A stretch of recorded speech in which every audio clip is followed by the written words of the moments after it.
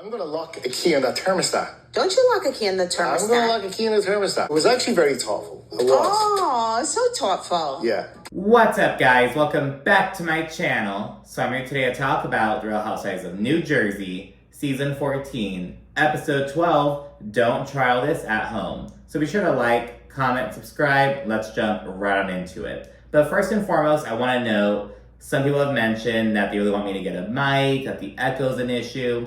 You spoke, I listened. I did get a little bit of a mic, but I'm kind of struggling at navigating it. I tried it out and it feels like it made it worse. I need to mess around with it a little bit, explore my options, but I'm looking into it. Bear with me if it's an issue. But yeah, I'm 100% sure that this mic made it worse somehow, but I'm seeing what's up with it. Bear with me. But anyways, let's get into the episode. So not a whole lot happened in this episode. Again, we're just winding down as we approach the finale, which is coming very soon because I'm super late with this.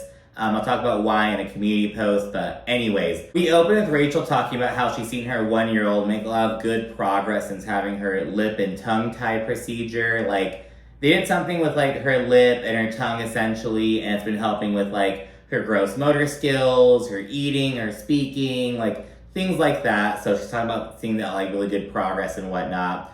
Jennifer Aiden, her daughter Olivia, who is 10 years old, is talking about how she has a skincare routine already. And that's just so odd. I'm noticing that with this next generation of kids. A lot of them are seeing social media stuff. And they'll be 6, 7 years old asking to go to Ulta for these products and shit. And it's okay, first of all, have them go to Claire's first. They got the fun shit. They're jumping into skincare stuff at that age. And it's arguably they shouldn't even be messing with that stuff at all at that age. But if they are going to, taking the Claire's, the fun stuff or whatever. But I don't know, it's kind of odd. It's oh, she already has a skincare routine at 10 years old.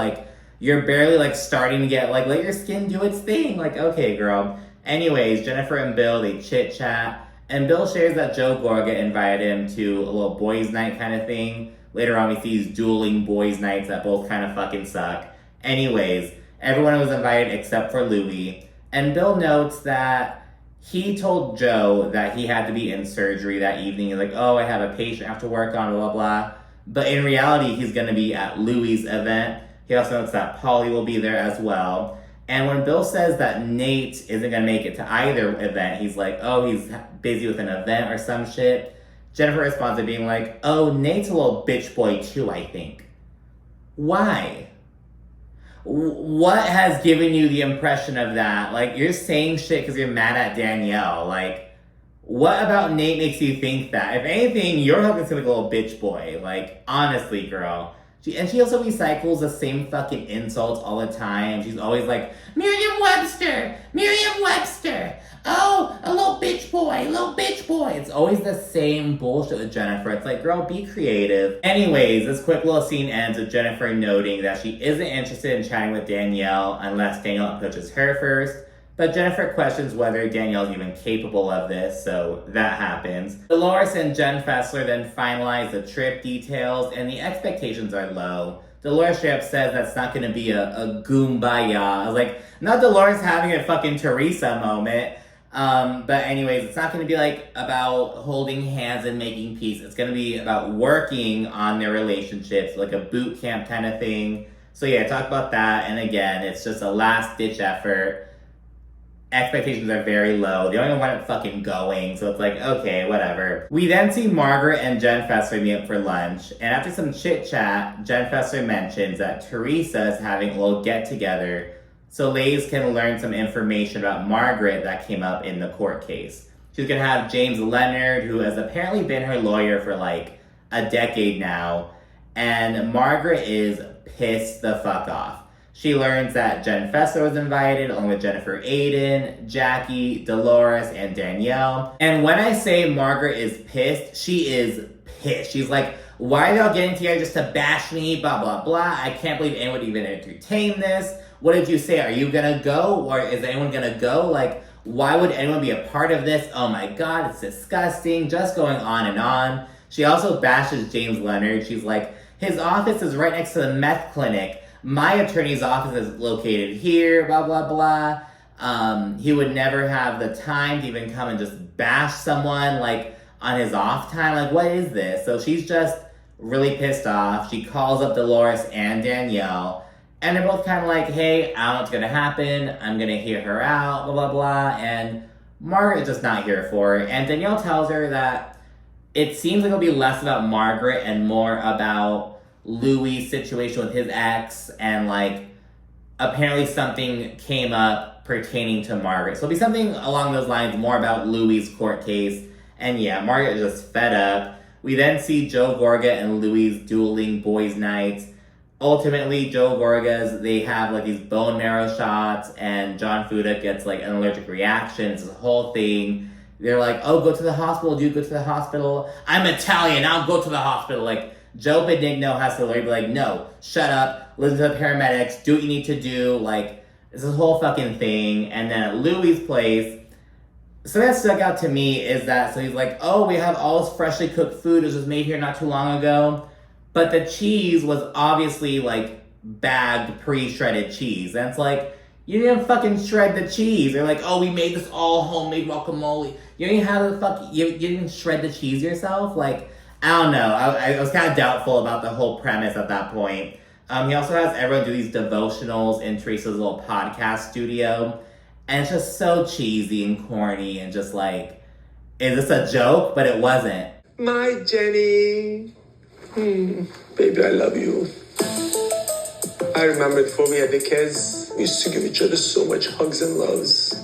I think we need to take the time to say, I love you.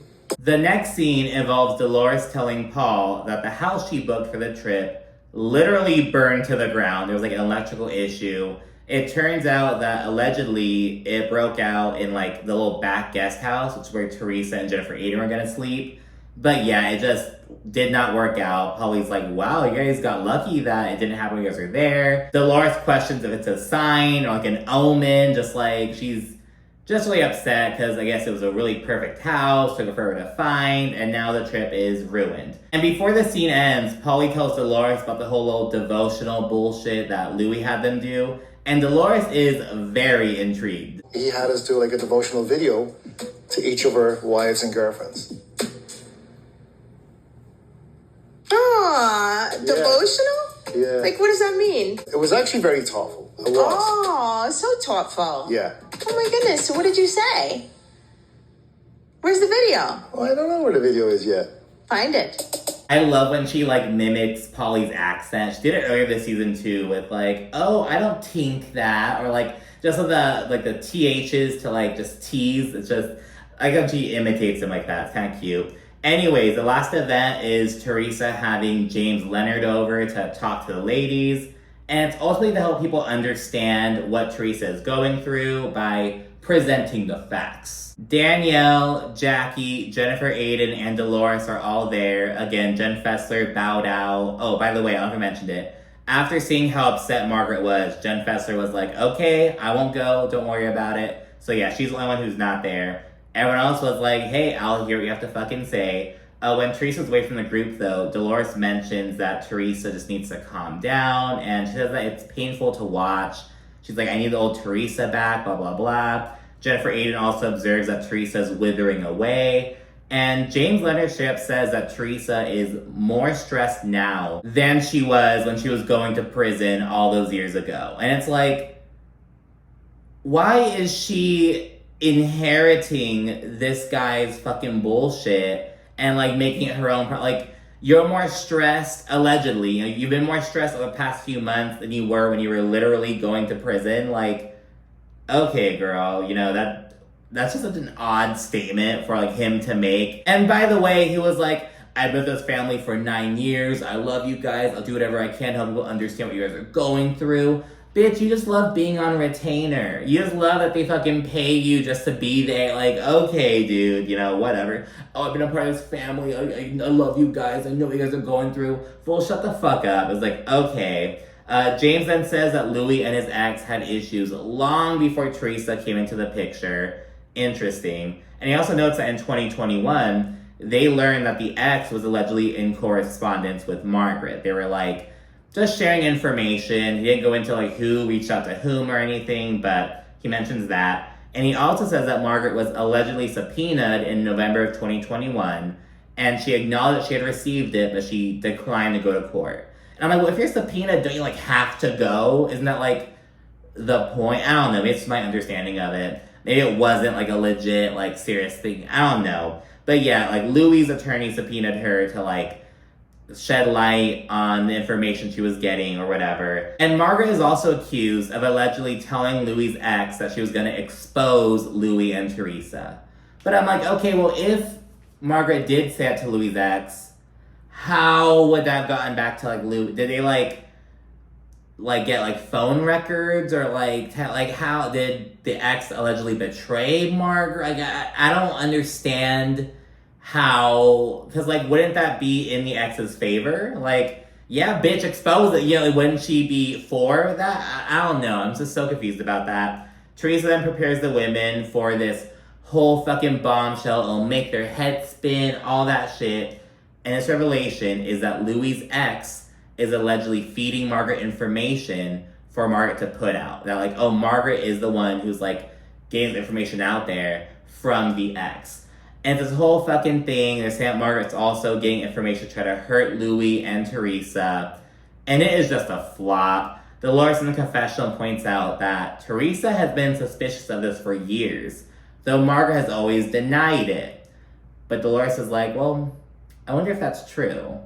And I'm gonna get to the bottom of this.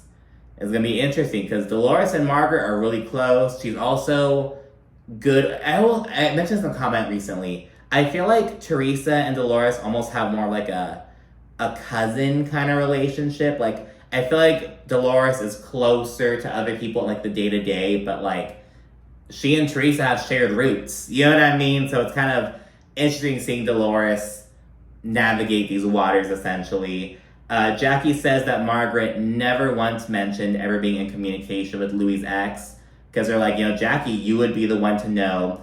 And because of where Jackie is with Margaret, I think that she would totally throw her under the bus if she could. So I think the fact that Jackie's saying that says something, unless Margaret is just 2 steps ahead, you know, whatever. And regarding the situation with the ex, Jennifer Aiden says that Margaret's being a hypocrite, because she's like, oh, she's over there getting information from the ex, but she was upset with me going to Laura for information, blah, blah, blah. But in her confessional, Danielle's like, how is what Margaret did any different from what, like, Teresa and Jennifer Aiden tried to do with Laura? It's like the same shit. So there's some kind of differing opinions about that. Then the scene winds down with Margaret's funeral flower delivery. So when she found out about this event, I guess she got the time and whatnot, and she had this, like, funeral stand of flowers sent over acknowledging the death of Teresa and James's dignity. And it is this whole surprise. Teresa's super put off by it, and that's where the episode ends. So let me know what you think down in the comment section. Be sure to also like and subscribe. And of course, stay tuned for more. Bear with me as I work out the whole audio situation. But yeah, thanks again. Bye.